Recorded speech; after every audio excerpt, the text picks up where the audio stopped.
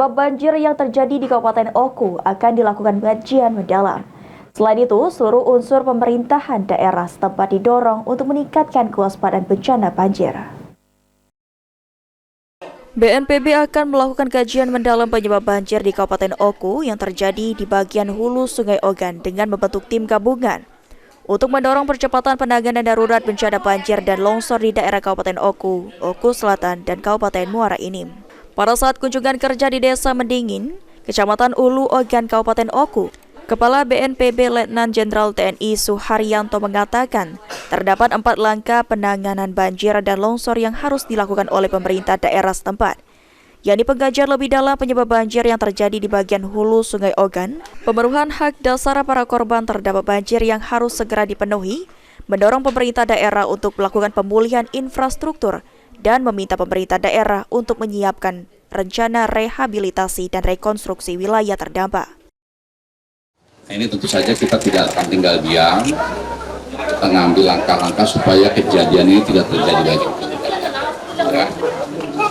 Ya. Dan solusinya tentu saja akan ada jangka pendek, jangka menengah, dan jangka panjang. Jadi Bapak sekalian, sebagai perwakilan masyarakat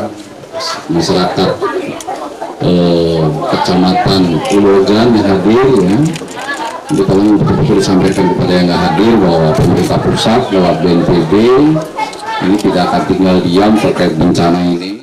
Sementara itu, Kepala Bidang Kedaruratan Bencana BPBD Sumsel Sudirman mengatakan, untuk kondisi banjir di Kabupaten Oku sudah mulai surut dan warga pengungsi mulai kembali ke rumah masing-masing untuk membersihkan rumah akibat banjir.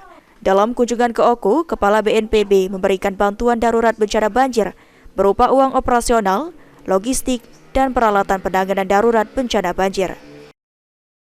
Kondisi saat ini, keadaan debit air sungai sudah surut.